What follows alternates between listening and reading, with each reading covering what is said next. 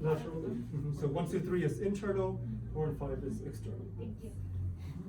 Now take a look at his leg right now. His leg is internally rotated, correct? Yes. Right? His leg is internally oblique. But look at his foot. Is the foot internally oblique? No. It is not, right? So be very careful because this will happen a lot with patients. They will turn their leg but not turn their foot. So it's very important that when you do the oblique, this side of the foot, the pinky side, is following along the rest of the leg. Okay, so turn your foot as well, Daniel. Good. There you go, right?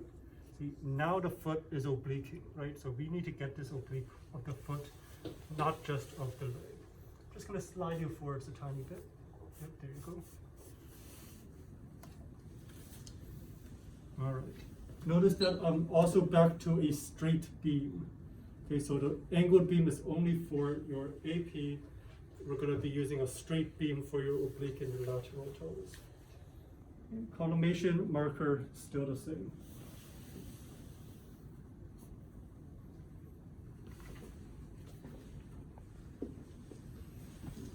Sorry, I should probably make the IR look nicer. Okay, there we go.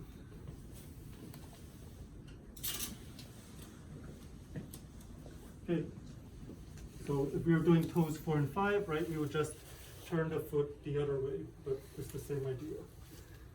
Now, Daniel, I'm going to have you turn your whole body towards me. Good. All right. So you can stay just like that. So now we're going to be doing lateral toes. Okay, so I'm going to lift your knee up.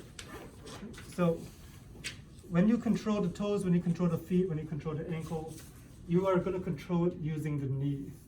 Okay, the knee is going to determine how much of a rotation you have down here. Do you see that? Mm-hmm. Right? Okay, so the knee will not necessarily be all the way flat like this.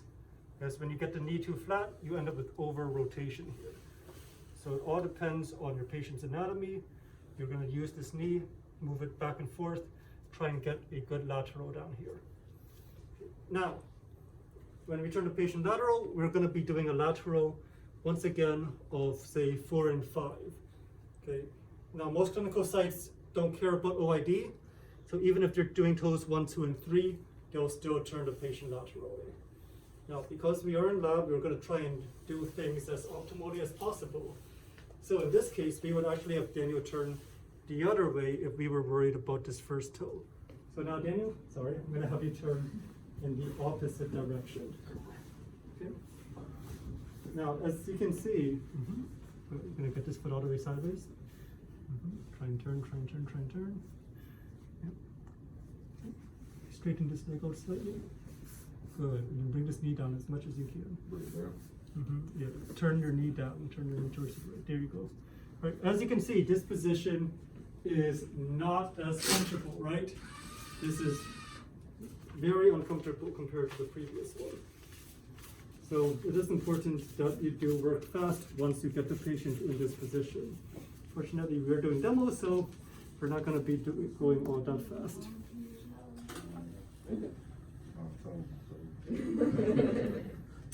All right. Lift up just a bit. I'm going to move this cassette.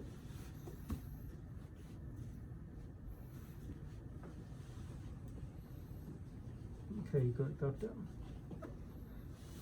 So for this one, for the lateral toes, we are no longer centering at the MTP. Instead, we are going to center at either the IP for the first toe or the PIP for 2 through 5. Okay? Now, how do you get the toe by itself on a lateral? For the first toe, it's easier, right? It's easier for the patient to flex these toes. For something like, let's say, the second digit, right? Are you able to get the second digit by itself? Can you hold that position, Daniel? Yeah, right? That's what I thought. Okay, so in that situation, you will need something to move the toes out of the way. So you could use tape. Okay, if you don't have tape, you could use something like paper towel, gauze, something that's somewhat radiolucent, right, to help kind of pop that toe out of the way of the other ones, right? Something like this, okay? But either way, your goal is to try and get whichever toe you're interested in, right? If it's the third one, right, you could put it like this. If it's the first one, if you're not confident they can still hold these, you can put it like this. Right? But the whole idea is just to get this toe out of the way so that you can clearly center on either that IP or that PIP joint. And our goal is to try and get that toe nice and lateral. Okay? So,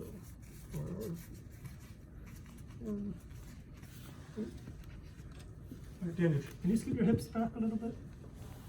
Yeah, and then turn your hips all the way. There you go. Good. I'm going to turn your foot all the way. Let's see, you might better do it without it. Okay. All right. There you go. Perfect. Right? So yes, this is horrible for the patient. So try not to keep them here for too long. Sorry, Daniel. Okay. This is why a lot of techs just prefer to do lateral rotation laterals, even if you have OID. Okay, but for at least the big toe, this is the ideal way to do it. Right, get these toes out of the way, big toes out, center at the IP with a medial rotation lateral. Okay, very good, Daniel. Is everyone done with your pictures?